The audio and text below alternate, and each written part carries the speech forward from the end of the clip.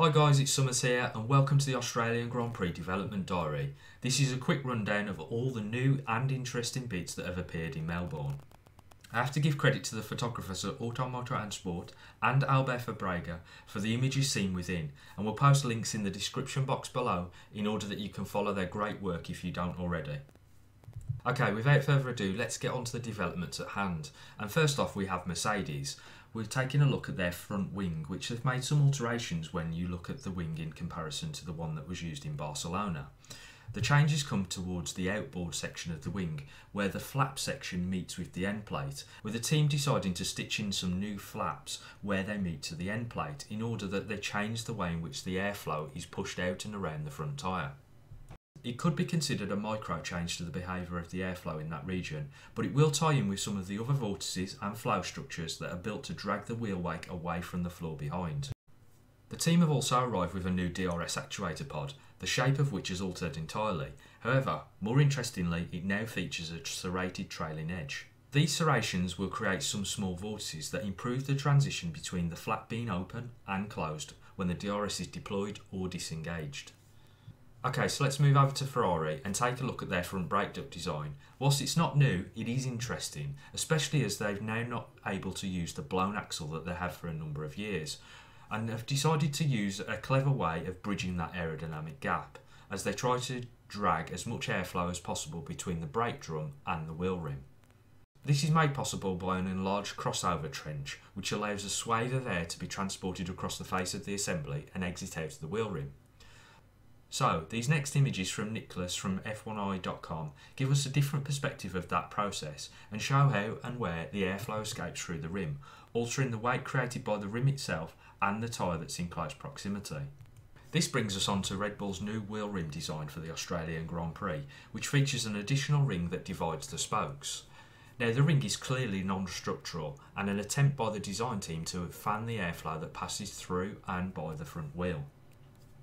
Moving over to Alfa Romeo, and whilst not new, I did want to briefly discuss their nose fins, a design they introduced at the second test in Barcelona. The fins are clever, albeit an ugly interpretation of the rules, and help to control how the airflow spills off that region of the nose, improving flow down the side of the chassis. Toro Rosso's rear wing has a couple of features of note, including a new wheel wake slot. However, a solution that I suspect will get other designers' ears to prick up is the shape of the upper section of the end plate, which has been pinched on the leading edge in order to trip the airflow it receives.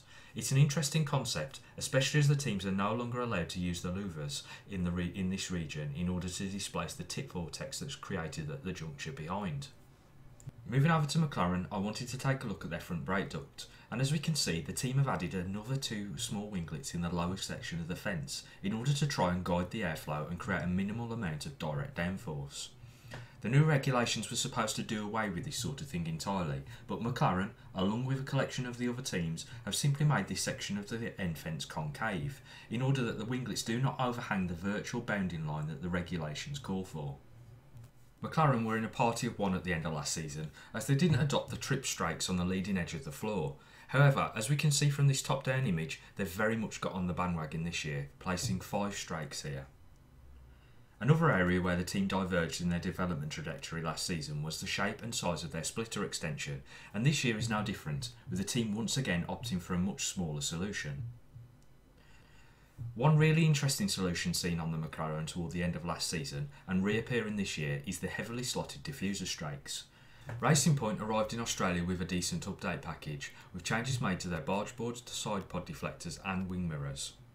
The barge boards, including the footplates, has been altered in shape slightly, whilst there's also the inclusion of a new boomerang winglet between the barge board and new deflector.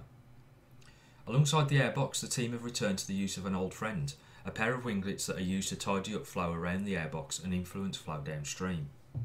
The mirrors are fresh too, as the team have taken an aggressive, if not clunky, approach to the new positioning and twin support rules.